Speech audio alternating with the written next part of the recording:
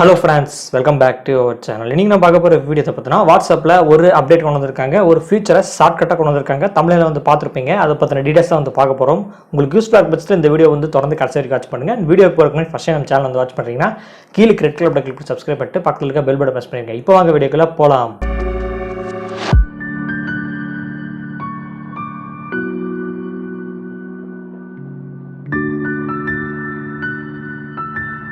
வாட்ஸ்அப்பில் இந்த privacy policy update கொண்டு வந்தாங்க. அது அக்செப்ட் பண்ணலன்னா டேர்ம்ஸ் அண்ட் கண்டிஷன்ஸ் அக்செப்ட் பண்ணலன்னா வாட்ஸ்அப் வந்து ஒர்க் ஆகாது, சில ஃபீச்சர்ஸ்லாம் வந்து கட் பண்ணிடுவோம்னு சொல்லியிருந்தாங்க. அண்ட் உண்மையாகவே சொல்ல போனால் இப்போ வரைக்கும் நிறைய பேர் இந்த terms and condition privacy policy வந்து அப்டேட் பண்ணல. அண்ட் அவங்களுக்கு சில ஆப்ஷன்ஸ் இந்த டவுன்லோட் பண்ணுற ஆப்ஷன்ஸ் அண்ட் சில வாட்ஸ்அப் வந்து ஒர்க் ஆக மாட்டேங்குது, டவுன்லோட் ஆக மாட்டேங்குது, நிறைய பேர் வந்து புலம்பிட்டு இருக்காங்க.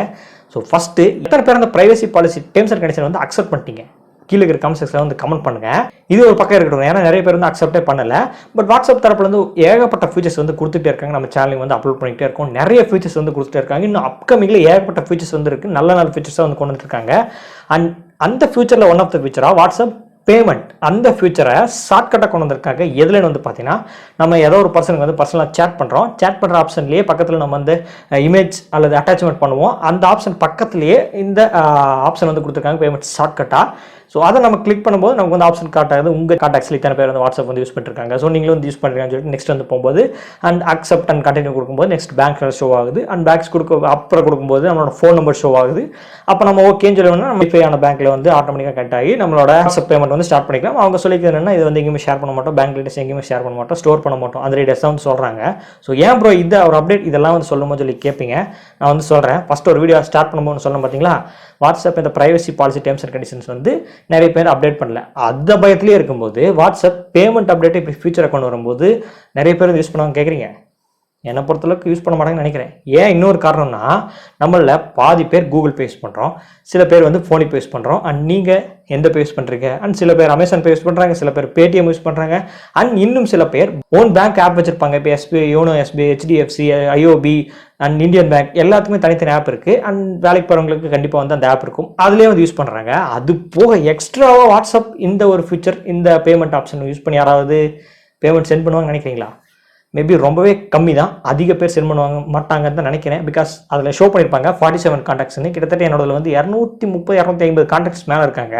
அந்த 250லேயே 47 தான் வந்திருக்கு. அப்போ யோசிச்சு பாருங்க, இந்தியா முழுக்க வேர்ல்டு முழுக்க எத்தனை பேர் வந்து வாட்ஸ்அப் யூஸ் பண்ணுறாங்க. மேபி இந்தியா தவிர வேற கண்ட்ரிஸ் எல்லாமே வாட்ஸ்அப்பில் பேமெண்ட் யூஸ் பண்ணுவாங்கன்னு சொல்லி தெரியாது.